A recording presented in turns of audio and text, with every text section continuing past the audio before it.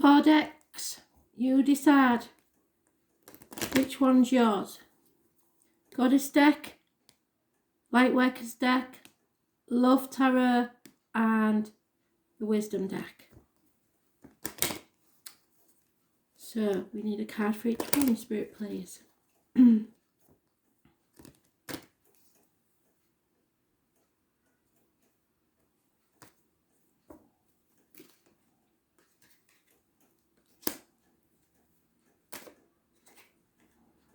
Oh, it's out again.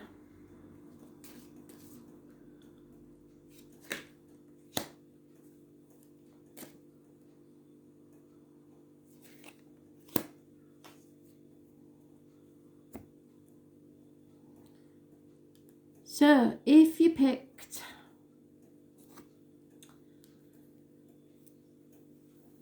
the Goddess deck,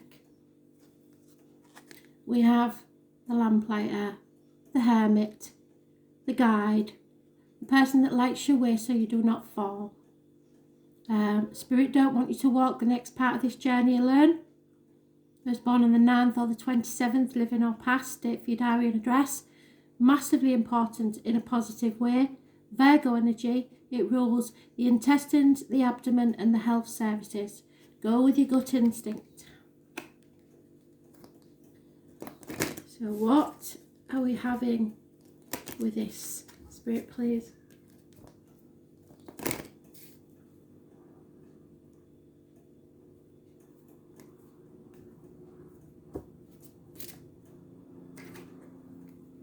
Ostara, Easter. If you want to, you can look up the meaning of deer, because deers are mentioned. Animal totem deer, and it will tell you something little extra if you want to look. If you happen to see a deer, if you're lucky enough to see a deer, that's even better, as it's from Spirit. So, Ostara.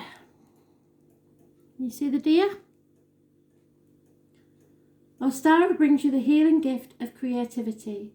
She resurrects that which you had thought dead in your life. Those talents, abilities and skills that you had almost forgotten about start to blossom again. After winter comes spring, and Ostara is a spring goddess. You may find yourself playing, experimenting, having fun. You can heal your wounded creativity by allowing your space and kindness. It is time to make contact with like-minded others. Ostara particularly helps mothers and protects children. She blesses your womb with health and brings you luck. If you draw this card, you can look forward to feeling youthful, optimistic and energetic. So some of you may be bringing new life into this world, and you will not be walking alone on this planet.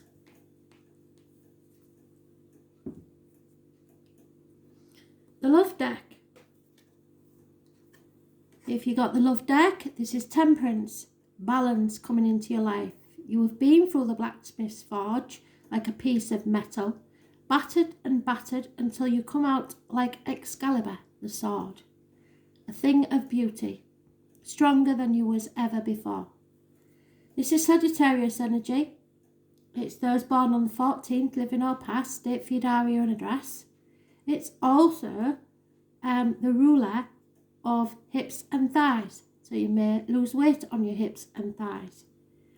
Any issues there will be healed. It's also about learning and faith. So you have learned from your mistakes and your faith has been tested, but now you should be getting your faith back. It's patience. So patience is needed. So patience is needed if you pick the Love deck.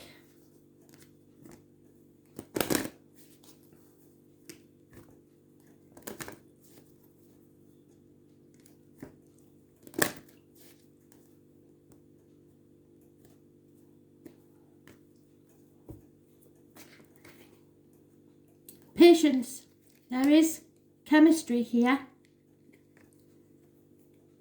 and you cannot deny it. It's a magnetic pull. So I shall read you what it says. Chemistry.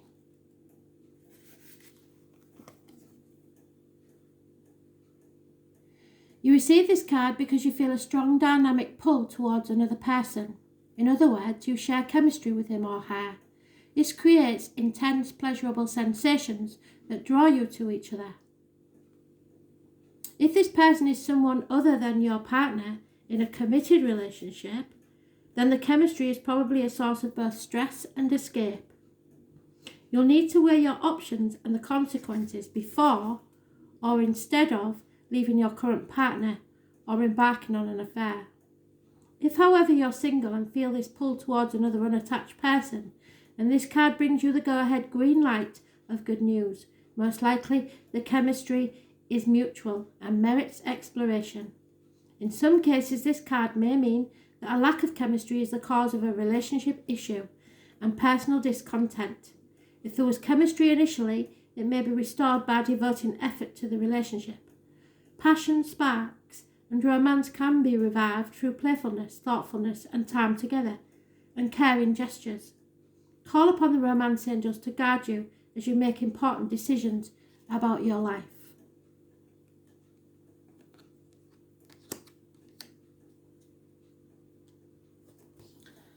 So, if you pulled the light worker's deck or you concentrate on it, then this is injustice. This is things not going your way and an imbalance. It's Libra energy and it rules the loins and the marital home. Some of you may be going to court. It also mentions those born 1959 plus or minus 12 February to February.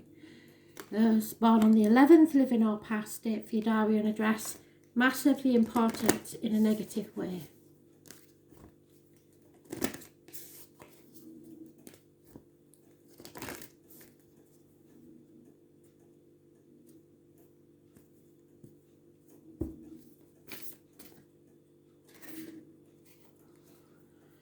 It is an injustice, but it's to do with your awakening. It's time to wake up and smell the coffee.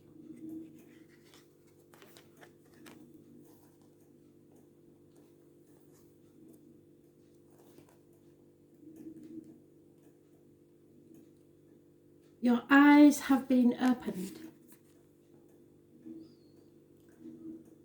You're going through a period of awakening and things are changing within you on many levels. You're starting to remember ancient truths and discovering more and more about who you are and why you incarnated. You may find that you're experiencing past life flashbacks, seeing the invisible thread that is woven through all of life, or even feeling Kundalini Shakti rise through your body from the base of your spine. The most important thing for this time is not to overthink it and to stay grounded. Share your experiences with like-minded souls, people, while you consciously integrate them. Journal and pay attention to your dreams. You are remembering and your soul gifts are emerging. During this time of transition and awakening, you may be called to devote yourself to some sort of service. There are ideas, truths, concepts, books, and creations waiting to be birthed in this world. Stay open to receive them. Pulling this card may be a sign that you are here on to birth one of these creations into the world, or perhaps you are being called to make a shift in your life in order to be of service. Don't think too much about it. Instead, repeat the following work, your light activation. I surrender to my awakening. Allow the Shakti energy to rise from the base of my spine. I open myself up to the universe. Use me in a way that delights my mind, body, and spirit. So only in a way that you can be happy. And the final one is the wisdom deck. And we have obstacles in the way. Unhappiness can be Leo energy. It's something you are not aware of. Those born on the 19th, living or past, date for your diary and address, massively important in a negative way. There is obstacles in your path. Children may be a factor. Travel may be a factor. Look for the sunflowers as a negative sign. I'm really sorry, that's some sort of government pinging thing.